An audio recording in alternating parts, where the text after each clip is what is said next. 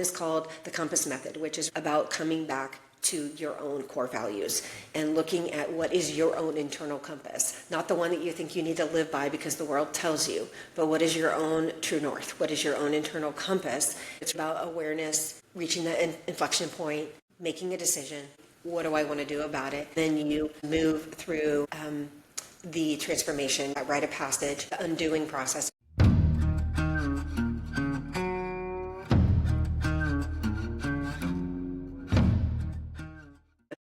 My mission really hasn't changed. It's actually quite comical. If you look at sort of the movement of entrepreneurship and how we roll, some of what I help clients with, I needed obviously to do my own work as well, and realized that the Unworthy Leader podcast, well, it meant so much to me. We can talk more about it coming out of the hospital. It really resonated with me, and I wanted to strike like a visceral chord with people. At the same time, I was branding the lie, not the truth, which is that they're really, people that feel unworthy are really just high achievers that are just in the continuous pattern of chronic success and achievements. And a lot of it really aligns with your TEDx talk, so I'm super excited to talk with you. Awesome. Well, let's get right into it. I mean, okay. Let's start there. I'd like to start with this idea of you branded the lie. What does that mean? And maybe talk us through that, because that's a really heady idea. Yeah. Well, what I came out of from my trauma-informed background and then some lived experiences was this idea that I was unworthy. And, you know, as a Christ follower and as somebody who's done a lot of my own healing work, I realized, okay, I know that's not true mentally, but somewhere somatically and in my body, I still felt those lies. And so I really wanted to message to all those leaders out there and really kind of cut the crap and have this conversation around all of these high achievers out there and all of these leaders that I've worked with over my 25 years in corporate, including myself, who underlying have this sense of unworthiness. And whether they identify it as imposter syndrome or whether just selective unworthiness, maybe it's particular scenarios and situations, it's contextual, or whether it's pervasive, it can really be all over the place. And so I think that I really wanted to speak to that and have the audience have a very visceral reaction and like, oh, she's talking about the unworthy leadership. I can relate to that. What I realized through my own journey of launching and then publishing 26 episodes in my first season of my podcast since last February was that I felt unworthy having a podcast because I felt everyone out there has one. There's so many to choose from. Why me? I'm not famous. I haven't written a book. You know, I'm sort of always been known as the ghost in the boardroom because I work behind all these really successful executives, but I'm not really a huge known name. And I was struggling with my own feelings of unworthiness. And so as that's evolved, I realized that what I'm really looking to do is help high achievers and really circumvent the root cause that's driving high achievers to still feel so unfulfilled. So I can relate to this to an incredible amount. And honestly, a lot of my own work is maybe a different angle, but a similar path. I came to the realization very early in my career that, I shouldn't say really early. I came to the realization in my career after a few major setbacks and you know, I had two jobs in a row that I loved. Executive leadership position. One was a CMO position, one was a CEO position, and I love them. And both times they ended up in me getting fired.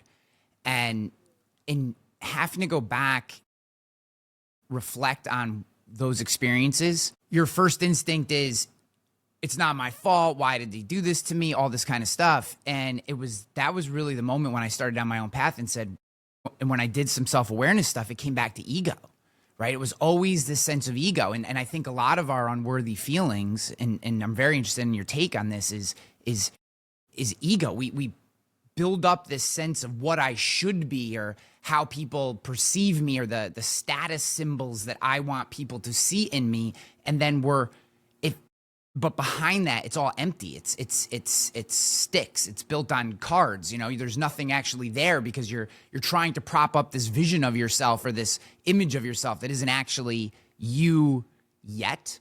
And man, you make so many bad decisions coming from that place. So do you see ego playing a large role in the unworthiness, and maybe what other aspects of our emotional character play a role in this sense of unworthiness that so many of us deal with? Yeah, definitely ego is a huge part of it. I think the ego is what drives the need to get at that external validation. That unfortunately we have a society today that is largely driven on external validation.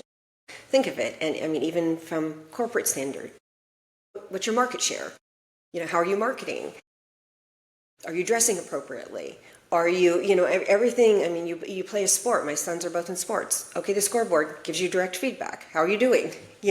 So everything is external validation. And that's why for me, I find it so important to be rooted in my faith. So I have a bigger mission and picture of sort of what my purpose is here and how I can live my life, and that my worth is identified in being a child of God in Christ, and that is my worth. And it took me a long time to get there. I'm 51, so it took me a long time to get there, Ryan.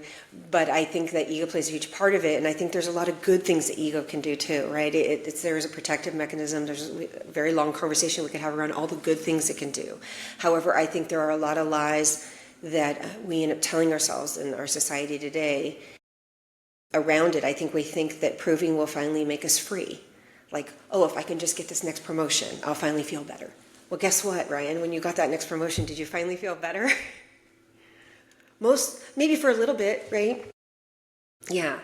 And I find it to be almost like it's very similar to addictions. So you get that serotonin and dopamine rush every time you achieve and approve that next thing. But just like that addict that needs the video game or more alcohol or more drugs, you need more of that achieving to actually get that same high, right? I think, it's funny. I was listening to, I'm going to forget his name, but he's his expertise is around sugar. And he was on the Diary of a CEO podcast, Stephen Bartlett's podcast, very famous podcast, if you guys haven't listened to it.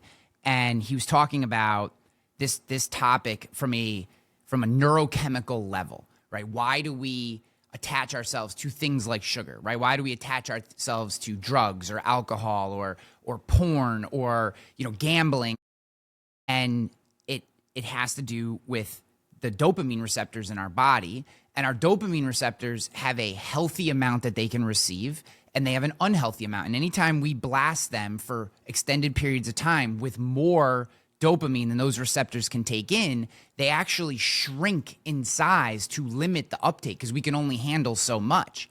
And then as they shrink, and again, I'm third partying this science here, guys. So I'm sure there's a lot of nuance here, but essentially, we then have to chase that, right? So whether it's the next promotion and that feeling of high that we get, or that next big sale, or the award, or all the way down to, needing to have a cocktail every night, or having to get, high before you go to bed because that makes you feel, whatever way. You constantly have to chase more to get to that same feeling. And his whole point is, if you go and you actually address those root causes, and you actually don't need that initial blast of dopamine, your dopamine receptors open back up, and then you can have a very healthy relationship with these things. But that doesn't seem like the work that a lot of people want to do. It seems like most people choose the path of just masking it with insert vice or dopamine addiction. How did you, have you experienced that in your life? And how did you personally start to overcome this sense of unworthiness? Well, for me, it was a tipping point where it became too uncomfortable to not address it, right? So, I kind of hit rock bottom, had a lot of abuse and trauma through childhood, and then kind of on and off through my teens and then into college. And then I got into some drug use for a few years and just really realized this is not who I am. I don't even recognize this person. This is not who I want to be. But at work, I would show up as a high performer. Nobody knew. It was this closet life, right? And as I got that all together and, found Jesus, met my husband, had kids, I started to really just go into that deep healing work. I've done all of the, esoteric sort of new age stuff, as well as Now I'm doing some really deep reparenting therapy that deals with like inner child traumas and stuff, where it gives you a chance as an adult self to go back and actually reparent the child the way in which you felt it needed in the moment that it didn't get. And that's been incredibly liberating. And so I really just had to do the work. Like, there was no clean way to do it, right? I had to roll up my sleeves and just go in and do the work, and then really reconcile with myself. How can I get this out of the way so I can actually live and feel free and not feel like I'm a victim, or I'm triggered by everything, or I'm doing fine and suddenly I'm triggered by this random thing. I just was tired of that. And so I really went in and did the work, and that's why I got into this work, is because it actually keeps me in the work. It keeps me honest and grounded, and I kind of feel like a professor who's out there doing field work but also is teaching in the classroom. And I think that's why my clients feel so safe with me and can open up, and there's something in me, and it's just a gift from God, I guess, that when they get in the room with me or we're together virtually, I'm not asking, really, provocative questions or anything. I'm just having conversations with them, asking open-ended, insightful questions. But there's something in them where suddenly they give themselves permission to put the peacock feathers down, and to just be seen as a human, and to finally admit to themselves maybe that one lie that they've been telling themselves, and that they can feel free from. And a lot of times it ends up being they resign, and that's not my intention, but a lot of times they resign and they realize, oh my gosh, this role is not for me. Like, I'm actually going to give myself permission to not beat myself up over this, but I need to move on to that next thing. And so that's kind of how I got into the work myself, was just doing it. And then I've just found that I truly believe that God only put me through everything he put me through in life, that I could help liberate others from it too. Yeah, I was having a conversation the other day. My mother is a very devout Christian, and she's actually she would probably hate that if I described her this way, but I always describe her as a Bible purist, right? She's like a verbatim believer. Yes. And I'm not believer through and through. But, we always have these arguments around, I believe the words in the Bible were written by men who are fallible, and she believes that they are verbatim as described by God. And that's not the debate that we need to have.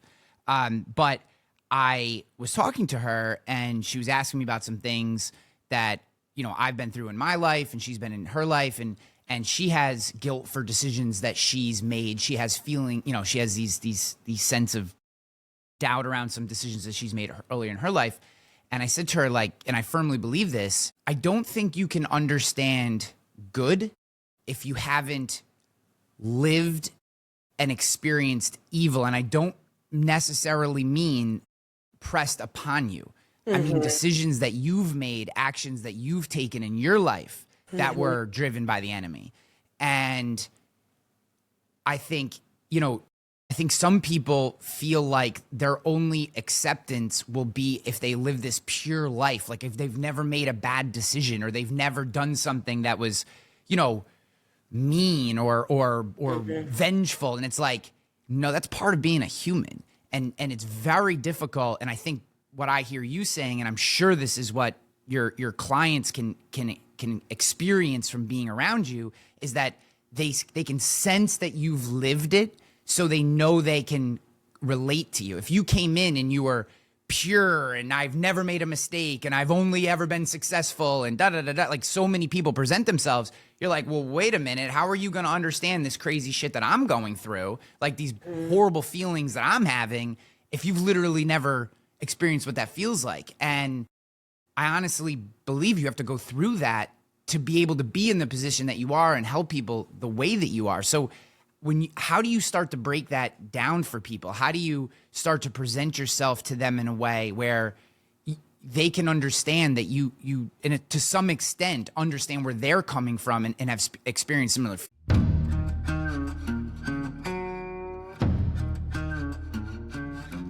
What if I told you that every no you've gotten in the last 30 days was preventable? What if every I need to think about it was actually your fault? What if every can you send me more information meant you screwed up that sales call? You'd probably get pissed, right? It certainly pissed me off when I realized this is what was happening to my own sales team. And you should be angry, because anger creates action, and action is what you need right now. Your conversion rate is stuck at 20 to 30% because you're using a broken script and a broken process. Meanwhile, your competitors are gaining ground. But wait, you have a secret weapon, the one-call close system I'm going to teach you. My clients, who I work with one-on-one, are hitting 80+% conversion rates. Same leads, same market, different words. Now, here's the deal. I'm giving away the entire system for free. Not because I'm nice, because I know once you see the results, you'll want to work with me. So click the link below, get the workbook, and start experiencing sales conversion rates most believe are impossible. This is the way.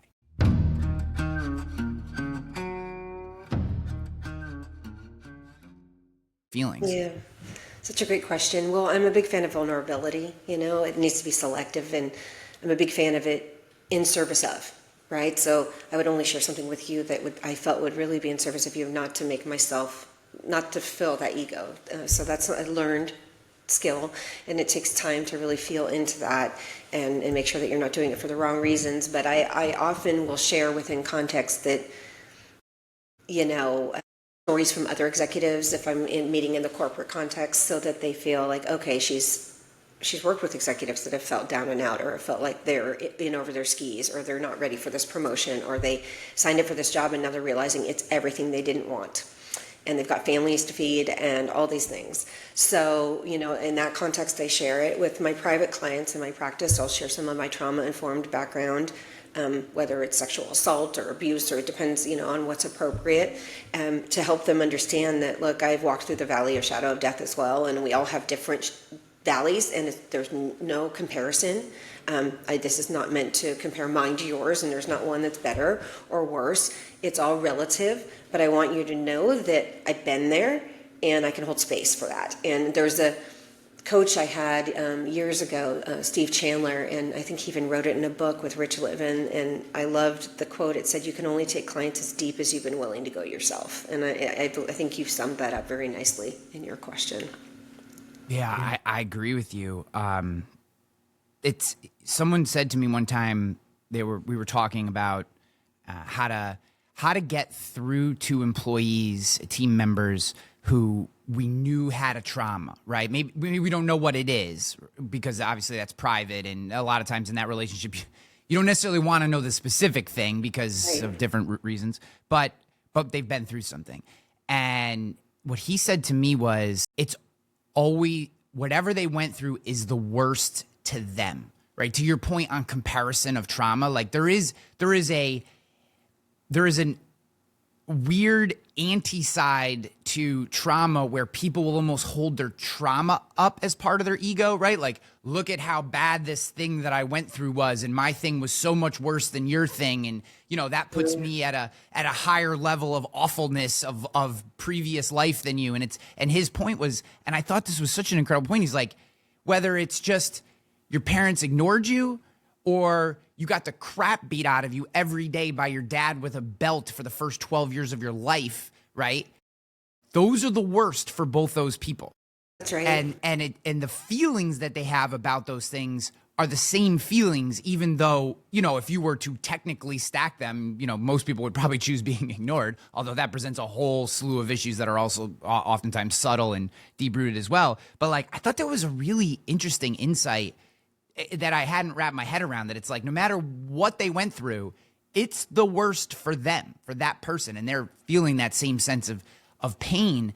I had a question around the reparenting piece, because I'm very interested in your take on this. So I first heard on Joe Rogan and then read the book, or technically listened to the audiobook. I think it's Abigail Schreier's Bad Therapy, which was the core concept of the book, broad stroking, there was a lot in it, was that we spend too much time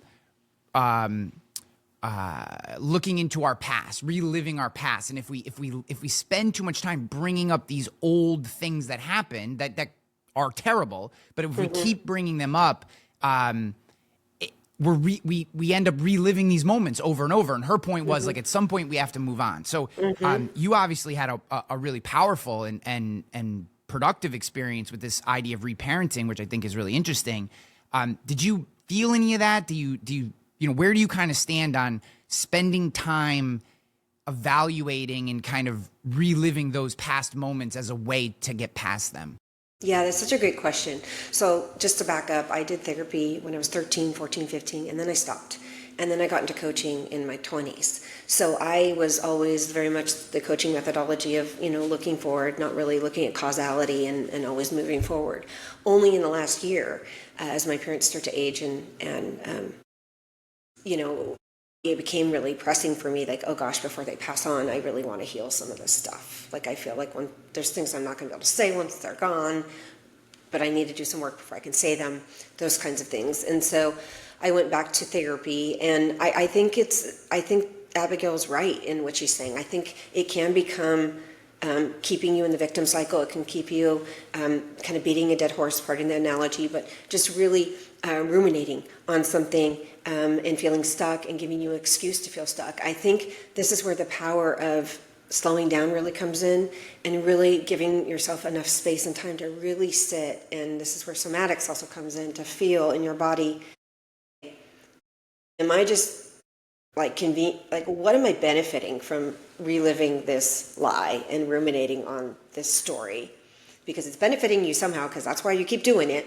Like, at the end of the day, even if it's like, oh, I get to not do as well at work, or I get to claim sick all the time, or whatever the reason is, there's a benefit. And unfortunately, that's just how things work. Or are you at a point where you just really have never addressed it? Have you stuffed it? And what happened with me is there's been so much, and then there's been so much dissociation that I just had stuffed so much that I'd never really even acknowledged it. And because my parents didn't acknowledge it, everything was swept under the rug. And then I got into life and met friends that sometimes had trauma that was, from my point of view, much worse than mine. So I downplayed mine. Oh, my friend saw her parents murdered in Bogota, Colombia. Like, oh my gosh, that's awful. What happened to me is like, ooh, no big deal. So I downplayed my own stuff. So I never really honored myself, right, and my inner child, to even grieve the experiences that she had gone through. So for me, that was the telltale that, like, okay, this really makes sense for me to go back and revisit. Now, do I ruminate on it? No, but what I found through that process was a lot of grief in the childhood I wish I had had, and then a lot of gratitude for the childhood I did have at the same time, and a lot of really mixed emotions. But I will tell you, I think it's just really important to slow down, and then obviously work with clinical therapists and somebody who's trained to do this work. And that's where it gets really dicey with coaching, because sometimes I'll work with clients who have had these things, and I'll always say, okay, I advise you go see a therapist, because I think as an ethical coach, we just have to be really careful with that. Great. I get a lot of questions from some of the people that I coach around, and this is different, but similar, around like fitness and health related things. And I've had to start telling them, like, look, like, I'm happy to share what I do, but I cannot recommend for you different things. And I think it's really important, because I also think as a coach, that builds tremendous trust when they know they can bring something to you and you're not going to try to pretend like you know the solution. And I think this is really important from a leadership perspective, from a household leadership perspective, from a relational, whether it's a spouse, a partner, a child, even a deep friendship. Again, going back to this idea of ego, or not wanting to be seen as less than we are. We pretend to know about things or have opinions on things that we don't actually know about. And just go on X for like 30 seconds and you will see examples of this all over the place, where you have people commenting on world topics like the Ukraine war, or what's going on in Israel, Gaza, or some crazy economic thing. And you're like, there are people who've dedicated their entire lives to these topics and still don't like know the answer. And you're out here spouting like you do. And granted, I will say occasionally I get sucked into that. I try very hard not to. It's almost like X is almost like a practice. Like, can I not respond to this thing that I'm seeing that I believe is crazy? And I do think that's another way we can build deeper relationships, whether it's a coaching client or a teammate or even just your spouse. Like we often we try to be these things that we're not. And it's like if we were enough, if what we actually were was enough, so many of the emotional bullshit that we deal with would go away.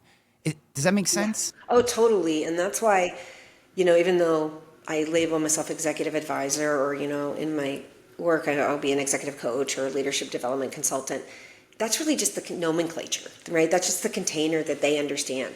What I really offer is a rite of passage. And for me, it's that ability to, where I look at it, is where they're able to cross that threshold. They're able to either acknowledge or become aware of, okay, yeah, you're right, there's this thing that's not, I've outgrown this life I built.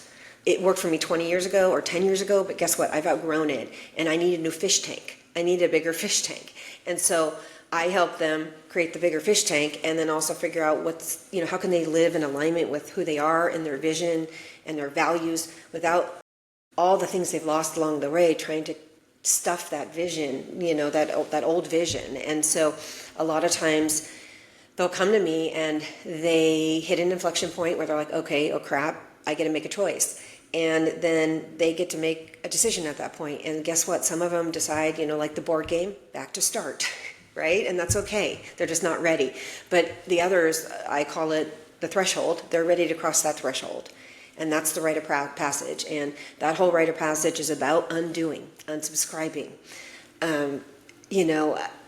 uncorporating, I call it. It's kind of like unschooling for kids. And I've been going through this process myself, and it's been fascinating because it's been everything from like the tactical things to, oh no, I'm not going to do meetings after this time or before this time, to small things like I can't be at a call 5 minutes late. It's like, well, sure you can. Like, it may not be the best thing to do, but you have agency, you're sovereign, you can. And the other day I was held up doing something else more important, and I was feeling so bad about it. And then I decided to honor myself and just do it. And I showed up 5 minutes late, and the executive was thankful because he got 5 minutes to do his thing. And it totally worked out. And I just was like, well, gosh, isn't it interesting? So there's just things that seem little, but they're actually pretty monumental in how we think, as we've been programmed into this corporate and business mentality, that have to be undone. And as you undo those, then when you're at the other side of the threshold, then that is obviously the embodiment phase. That's when you decide, okay, this is who I am now. And it sounds like you kind of went through that yourself when you came out of your own corporate. And so that's really what I walk people through.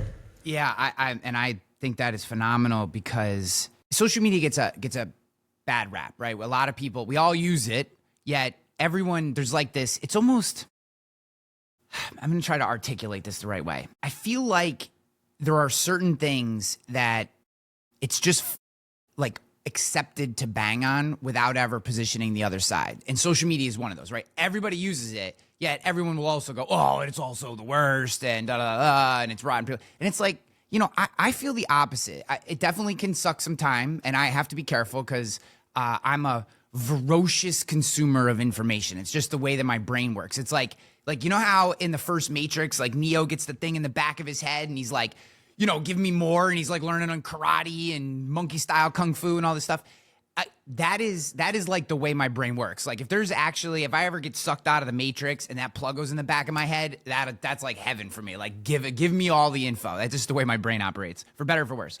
My point in saying that is, I think what I do think social media and just digital communication, maybe podcast is another one that I think is very valuable, is we've been able to see how people actually operate. Because in a long form podcast in particular, you can't hide. So all of a sudden you start to learn that Naval Ravikant, who's incredibly successful and smart, reads 4 hours a day, does no more than 1 hour of meetings and 2 hours of creativity, and he's done for the day. That's it. That's the most he'll do.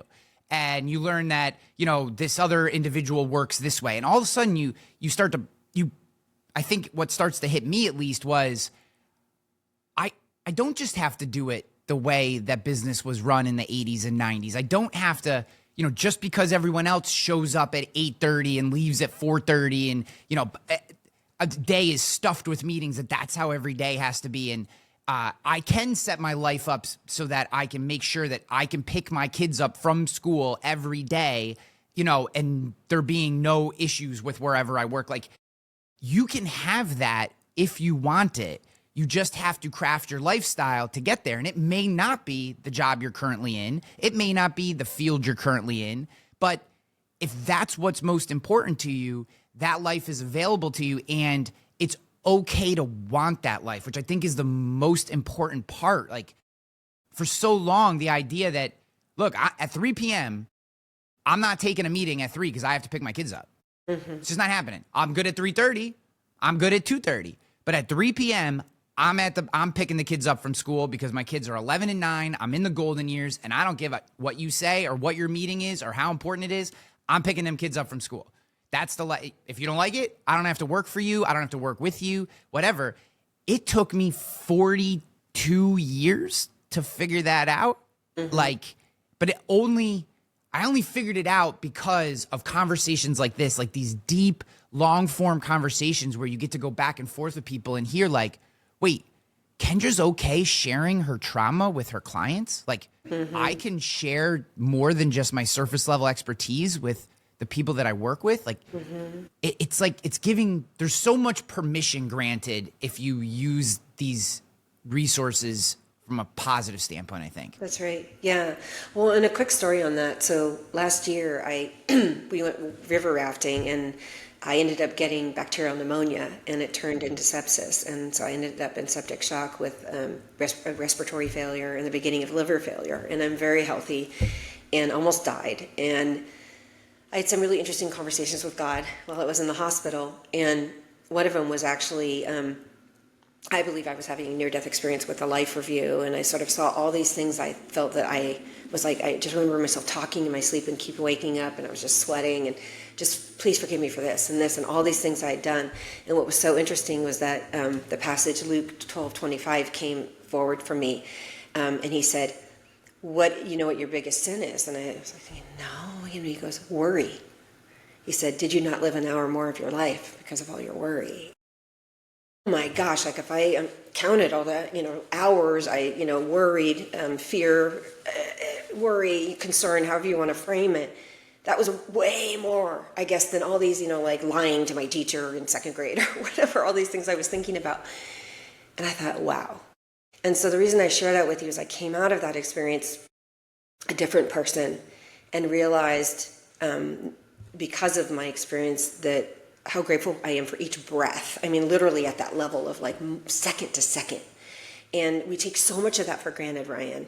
And I think that's why it's so important to have these conversations, because when you start to talk with leaders, they're just doing the job. They're just doing that thing, and they're taking, and there's nothing wrong with what they're doing. It's how we live our life, but they take it all for granted that they can walk and that they can breathe and all these things. And when you realize that without that breath, you're not even here. Your vitality is number one. And if you don't have that, you're nothing. And guess what? You can't help your kids. You can't help your wife, your husband, your spouse, your partner. So I try to kind of bring them back to that and like how they can best honor themselves in their most authentic way. And then they sort of start to see, oh, maybe this thing I'm doing in my life isn't really honoring myself. And maybe I just need to renegotiate it. Maybe it doesn't mean I have to leave. You know what I mean? Maybe it's like I just have to renegotiate things. So I coin it as that you're showing up DOA, whether you know it or not, because of my near-death experience. And that's how I was living. And the acronym obviously stands for dead on arrival, but for me, it also stands for you're doing, just to keep busy, because that's how we're trained and how we're rewarded in society. You've outgrown the life that you're living in, and you might not even know it. And the last one is you're achieving just for the sake of chronic achievement, because you're trying to prove your way out of emptiness. And you think that achieving equals fulfillment, and busyness is productivity, and self-sacrifice equals leadership, and external validation is the measure of success. And you think that you can outperform this unworthiness. So I just wanted to share that quick story with you, because I think that's what I try to bring people back to. And I think that that's what's often missing, is they just get caught up in the busyness. No, I love that. I want to unpack a couple things there. The first is we're not honoring ourselves, that idea. How do you help someone find that? Because I've found with some of the individuals that I've coached over the years, sometimes they don't even know what they actually want. Like they feel this sense of disconnect, frustration, pain, anxiety, annoyance, reactivity.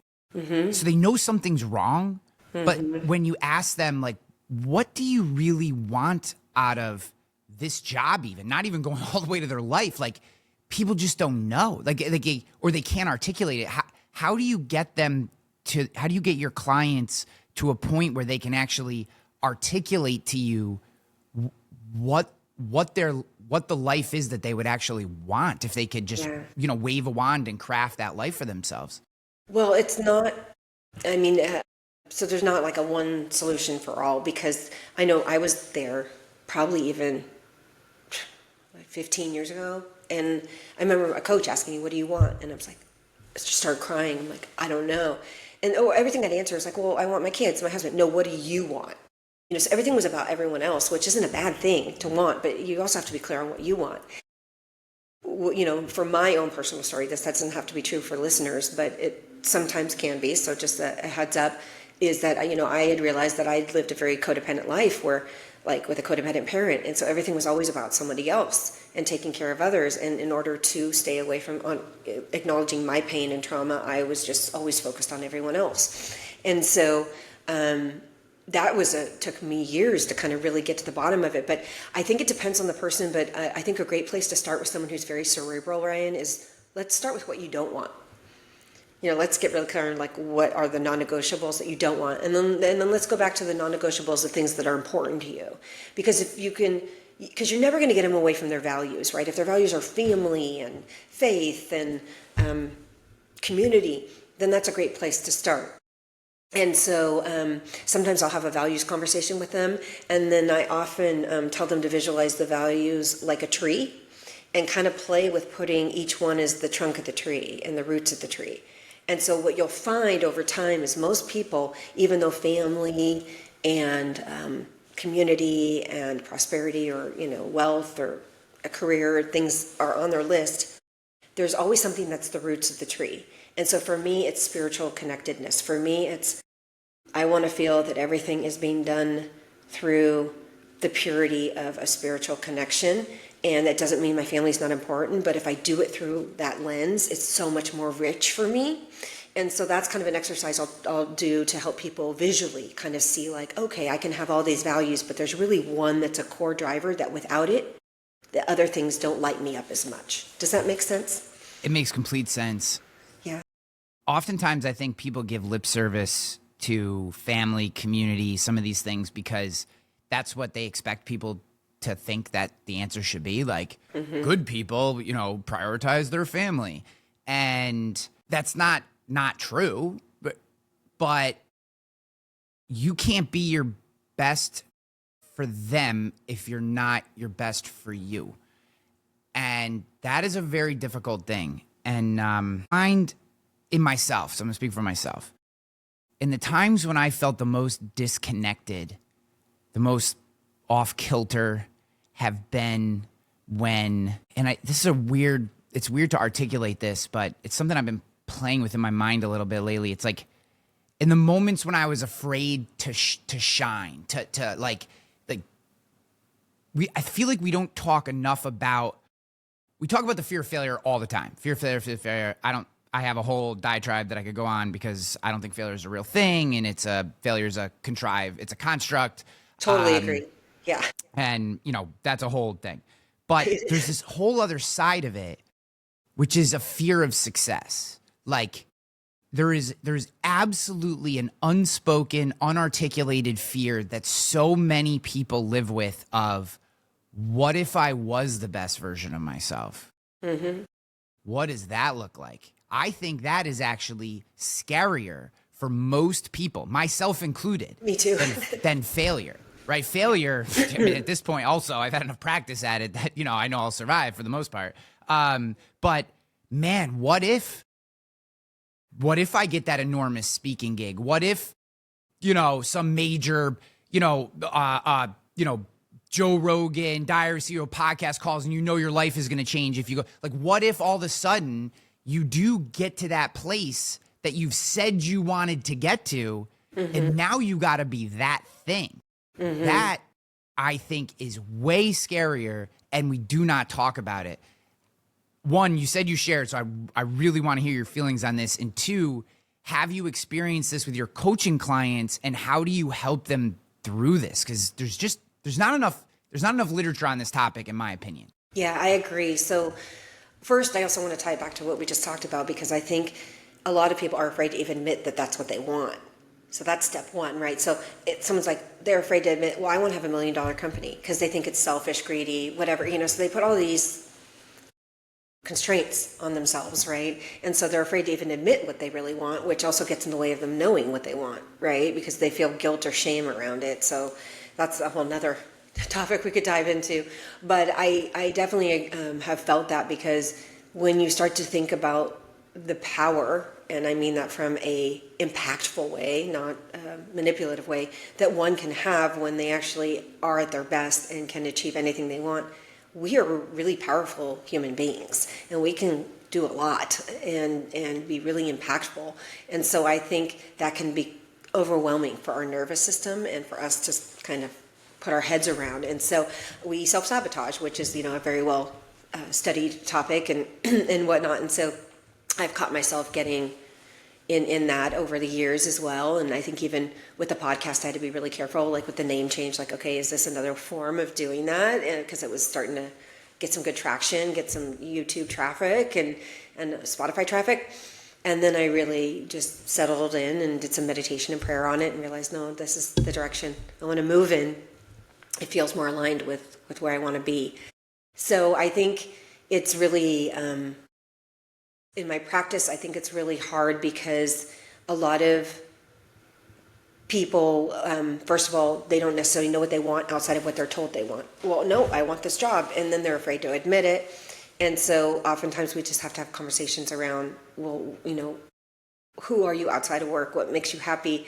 Again, going back to that values conversation, I think when it comes to working with clients in the practice around the scariness, we have to explore, and I think you said this even in your talk, like, what's the worst thing that could happen if it did happen? You know what I mean? And kind of play with that mindset trick of like, okay, what's the best thing that could happen? And how might that scare you? And, that kind of does that pattern interrupt where they're like, well, the best thing that could happen, usually I would want that to happen. But then the fact that there's actually something there that may be holding them back is usually a big awareness for them. Does that answer your question? No, it does. And I think, it's funny.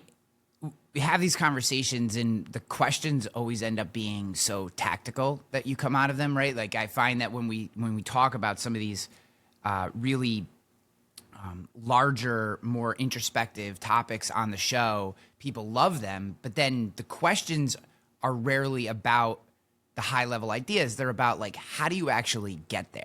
Right? Like, what do I do? So like, it's like, Kendra, what, I believe you. What do I do? Right? Like, is it journal every day? Is it my magic, miracle morning? Is it a coach? Is it, do I go vegan, sober, Bible beat? Like what do I, how do I actually get there? Yeah. And, I know that this is probably particular to each individual, but do you have some just common practices for people who may be listening to say, okay, if you want to, maybe you don't spend enough time in your own mind, right?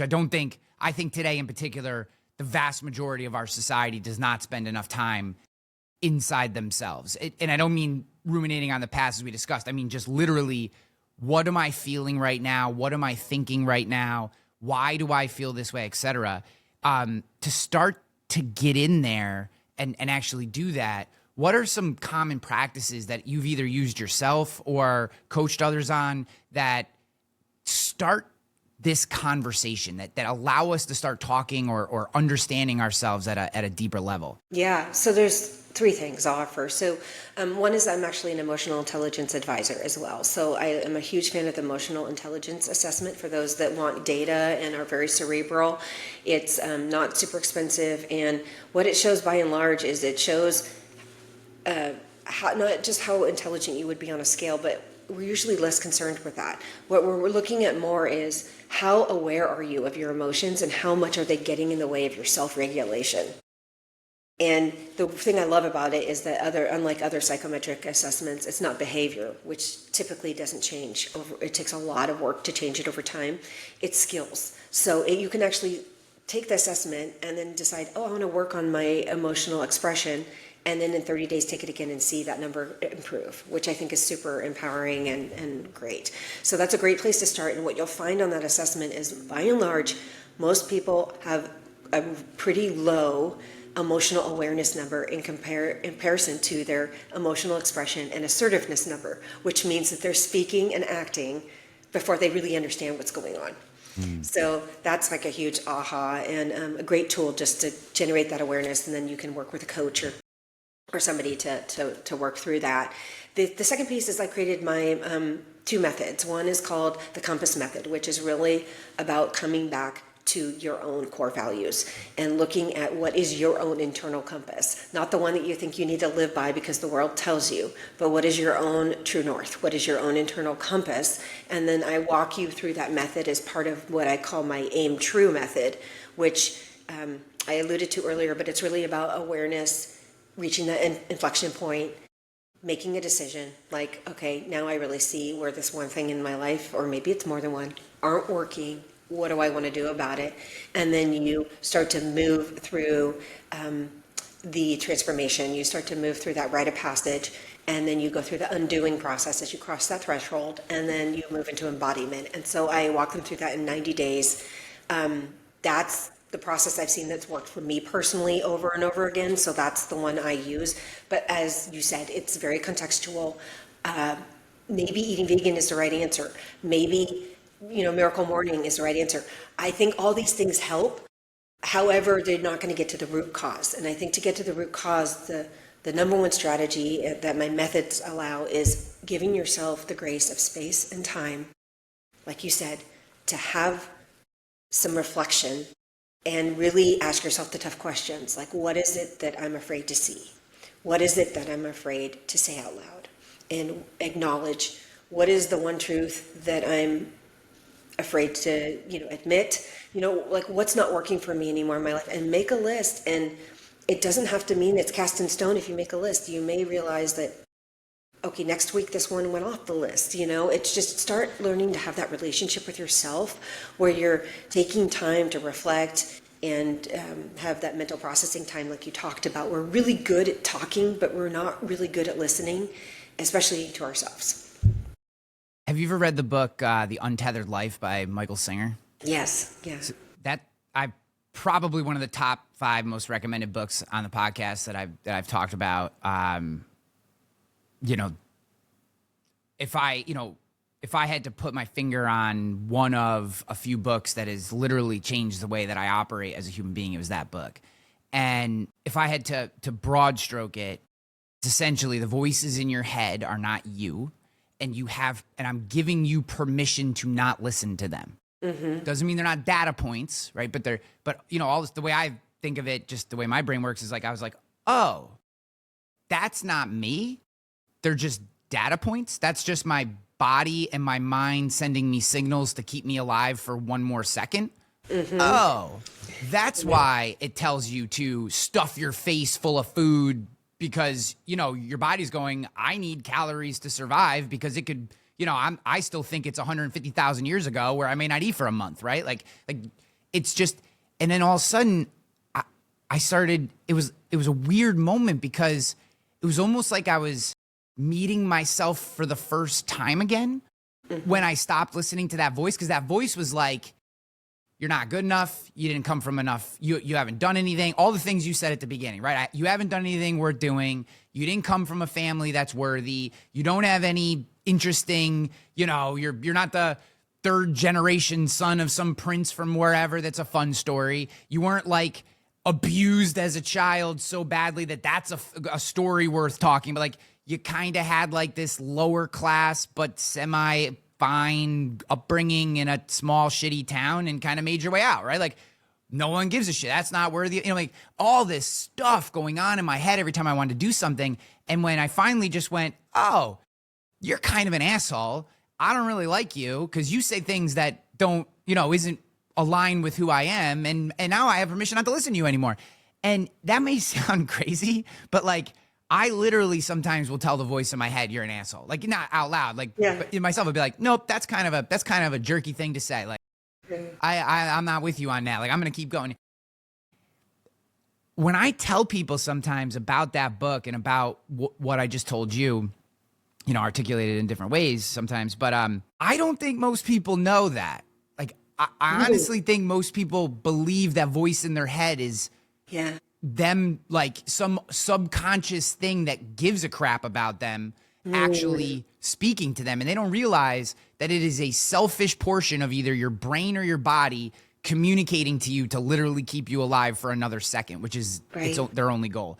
And sometimes that aligns, right? Like jump out of the way of the bus. But most of the time it does not align with your long-term goals. And like, I guess through your experience, I'm going to assume you've had different moments like this. Like when you have these moments of clarity, like for me, when I kind of learned this, I turned to journaling that was my tactic, right? And I just started writing and things came out of me that I had never thought, written, or certainly not articulated before.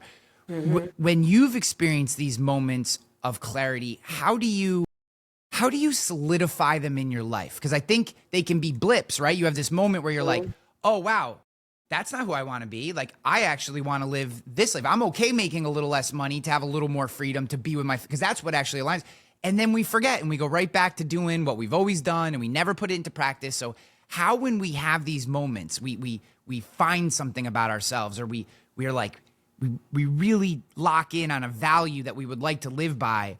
How do we make sure that we keep doing that thing, that we lock that into our lifestyle, that we don't backtrack to the person that we were before that was creating the frustration, pain, etc.?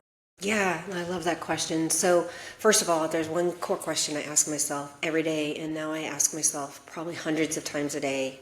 I'm not always perfect at it, but it's, will this bring me closer to peace? And what I find is if the answer is no, then the answer is no. Now, if it's like a business decision, let's say there's like a contract or something I'm in, right? And I'm like starting to realize I'm halfway through the contract and it's not bringing me closer to peace anymore. It's bringing me closer to fear. Then that's when you start to negotiate and start to bifurcate and say, okay, what part of it is fear? And maybe I exercise a 30-day rule and find another advertiser, or do, what are the options here? And then you've honored your integrity, right? You've honored that peace, and then you get a sense of peace because you've done the thing that you know you needed. Your soul knows you needed to do, if that makes sense. So I just wanted to share, because that's my one question I ask myself about everything. Does this bring me closer or further away from peace? Because I believe that's our natural state. That's how God wants us. And that's how we need to operate. And then we can save those amygdala moments for when we really need them, not be firing on it all day long like most of us do, myself included, and up until now. So that's step one. Step two is I love journaling, but I'm also, because I'm a mom on the go and doing things, I'm a huge fan I do voice notes. So I'll do memos on the phone, or I'll even do the notepad, and then I'll just voice to text in there, and I'll just say insights from walk on, Friday, October 3rd, and I'll just start talking. I find that I like writing, but things come out me a little more prophetically if I speak it. So I tend to do it with my speaking, and that's how I kind of anchor it. And then if I want to take that further, I'll come back and journal. And then if I want to take it even further, I'll copy and paste it into like ChatGPT and kind of say, like, in my own little private Jeep chat that I've created with my own rules and guidelines. So it sounds like me, and saying, okay, like, how might this work into my current method or into my coaching methodology to get ideas on how to actually bring it out into the world? Because I really feel strongly when I get those clarity and insight that there are things that need to be shared. I completely agree. Yeah. I love that you took it all the way to publishing, because I think that's, to me, that's the piece that locks it into my brain. I completely agree. My way is slightly different, but exactly the same in the same regard. I tend to, for me, writing locks it in a little better, but that's just me. But I will agree, less articulate. But I find sometimes when I write, weird things come out of me that don't come out of me when I'm talking. And again, this is just me. That's not a judgment. But like the other day, I was journaling, and I try to journal in the morning every day, 1 page. It's not a big page, just so everyone knows. This isn't like some crazy thing. I started doing it during a very rough time in my life because I read The Artist's Way by Julia Cameron, and I did the morning pages, and that was very, very helpful. But I found 3 full pages every day as a dad and now as a single dad, like, was too much. But so I have this one little, I think it's probably 6x8 notebook, and I just do 1 page at max. If I get a page, I'm done. Sometimes I will at night. I always date and time them just so I know. But the other day it was funny. I was writing, and I've been struggling with a few things lately. Just different business stuff, and where do I want to go with this, and different stuff. And all of a sudden I just wrote "stop hiding." And Powerful. like, I don't know where that came from. I hadn't had that thought, right? But for me, again, this is just my way. That this is not a better or worse in any regard. When I write, weird things like that happen. Just these, all of a sudden I'll be like, boom, and then I'll just stop hiding. And I'm like, I literally stopped, and I looked at it, and I was like, it like gave me chills. I just got chills saying it to you again. I know, too, when you said it. And I was, and I don't know that I've fully, this was like 4 days ago, by the way. So I have not completely figured out exactly what that thought meant, but there is something inside me that feels like I'm hiding from something, and that came out. And whether it's through voice notes or it's through whatever your method is, writing, et cetera, typing, whatever your method is, I feel like we have to get it out of our brain. But the part that I love that you brought up, that I think is the linchpin to this, that locks it in, is the publishing piece. And the publishing doesn't have to be public, but I do think you need to publish it. It needs, even if it's a personal Apple Notes folder where you work out the thoughts a little more, right? Not just the voice note or the journal entry, but like you actually kind of go, what does this actually mean to me, and start to build it out. That really locks it in, I think. I think you have to take that next step. Just capturing it is enough, because how many amazing things have we captured and never gone back to? Like, it's somewhere in some folder on, something, but we've never gone back to it. But when you publish it, it's like now it's an archive, kind of, that is now part of your brain, which I think is wonderful. I have a few more questions. If you have a few more minutes, I know we're starting to get up to the time. I just have a few more questions. And this is going to be slightly out of context, but I want to come back to it.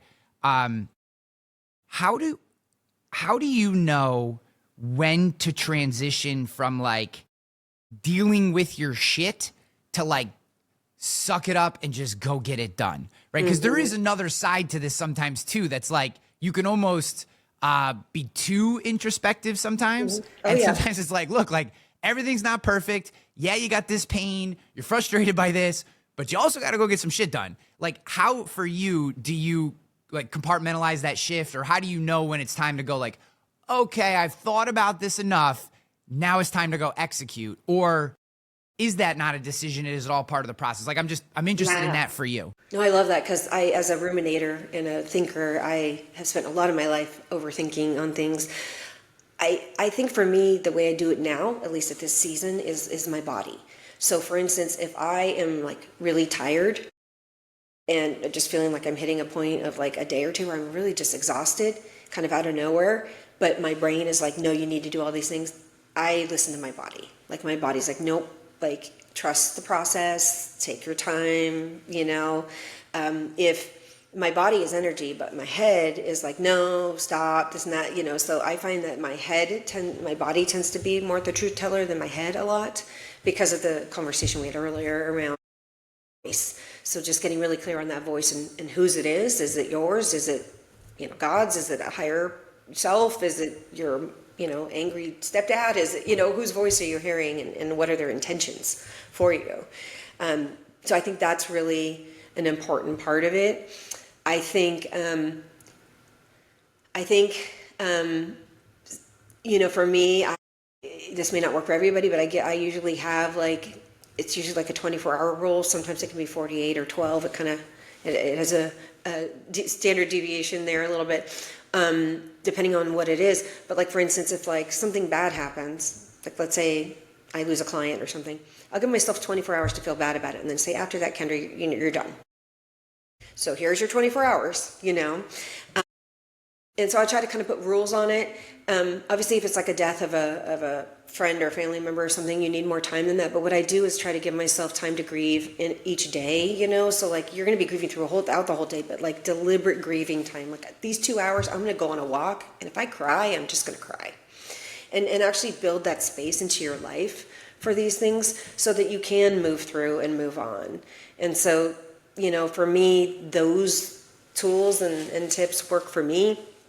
What's worked for you, Ryan? I'm curious. Yeah, I'll tell you the second one that you talked about, the just letting yourself experience it, was huge for me. I was raised by a good father, but a very kind of traditional men, are strong, shoulders back, don't show emotion kind of thing. And when different very negative things happened to me in my life, especially early on, I would push down and repress and hold in and it never it rarely then presents itself in any kind of positive way. Maybe as aggression on a football field as a child, but certainly not in any kind of real positive way. However, as I grew up and actually my dad ended up going to prison at one point in my life. And I got space from that mentality. And again, my dad was a tremendous dad. He's a great grandfather. He made some bad decisions that he paid for and has changed his lifestyle, and it's all good. But that space, I spent more time with my mom and more time, and she's, as I mentioned earlier, very biblical, very, very, very dialed into Christianity. And I got a little more taste of acceptance, of understanding. And now, just recently, I had a guy that I know locally in my town. Unfortunately, he's getting a divorce, and his wife initiated the divorce. He's very upset. He did not want it, does not want it, and he's experiencing these emotions. And I said to him, the worst thing you can do is not allow yourself to go through it. And now, like you, 24, 40, whatever the appropriate amount of time is, an appropriate amount of time, I give myself permission to let that bad thing wash through me and experience all the negative emotion, right? Like you said, if it's crying, if it's anger, if it's, shouting in a controlled, appropriate way, not at other humans, you know what I mean? Like if it's whatever you got to do to let that emotion wash through you, it's the only way to get past it. There's just no other way. And if you bottle it, if you don't deal with it, if you think that somehow you can be stoic in public and still let something wash through you if that stoicism is what is needed, right? Like there's Jordan Peterson says, be the strongest man at your dad's funeral. And I think that's a wonderful, I do think there's a lot of merit, and I think it's a wonderful idea because other people may need your strength, right? But that does not mean, nor is he advocating for you to not deal with that trauma. So even if you, for whatever reason, need to be stoic in your public facing life, you have to let that shit wash through you or it will literally eat you from the inside out. And that has been one of the biggest lessons and something I will carry with me forever. And I advocate for it. And anybody who brings up trauma, my first thing I say to them is experience it. Experience that you're mad as hell, be mad as hell. You're sad, you just want to cry and shout and curse and do it. Like let that out, because the only way to repair is on the other side of that. If you're holding it, it's just a cancer. It's just eating you from the inside out. So I completely agree with that 100%. And it's funny how we almost need. It's why I think coaches, counselors, why I think these roles are so important is oftentimes it's simply permission. It's someone who's having this terrible experience sitting down with you and you saying, you know what? It's okay for you to feel that way. Like you're not wrong, you're not bad, you're not whatever, because all you want to do is cry for 10 hours today because of this horrible thing that happened. That's not wrong. Go do it. Like, it's just that little bit of permission that people need. And I just think it's a wonderful profession. I'm so glad that you are out there. I love your methodology. I love the way that you approach it. I mean, I feel like people are lucky to be able to spend time with you. I certainly have in our time together here. If someone does want to get deeper into your world, if they want to listen to your podcast, how do people get deeper into your world, your work, your ideas? Yeah. Well, it's funny. I kind of joke that I'm the Hitch of executive coaching because it's always been like secret and word of mouth kind of, so now I'm doing podcasts, so putting myself out there a little more. But they can find me at KendraDahlstrom.com. They can find my podcast, which will be the High Achieving Leader Podcast. .com. They can find it on that alias, as well as on Spotify or on YouTube, a YouTube channel, and reach out to me. I do work like with only 5 or 6 clients a year, so I work with it's very curated, cultivated, very high touch experiences as I work through the year, just to keep it the quality.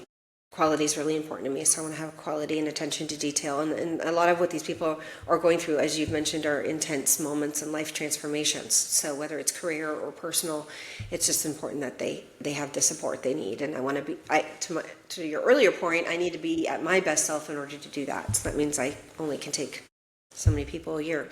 So that's how they reach out to me. And it's been a pleasure talking to you. I think you and I are aligned on so many things. And I love reading your Substack and following your work. Well, thank you so much. When you do write the book, yes. Call me, text me. I want you back on the show because there's like a million more things we can talk about. I would love to, yeah. I had a lot more. So open invitation to come back. So please reach out because I know the audience is going to love this conversation, and because I certainly did. So thank you so much. Thank you. It's been a pleasure.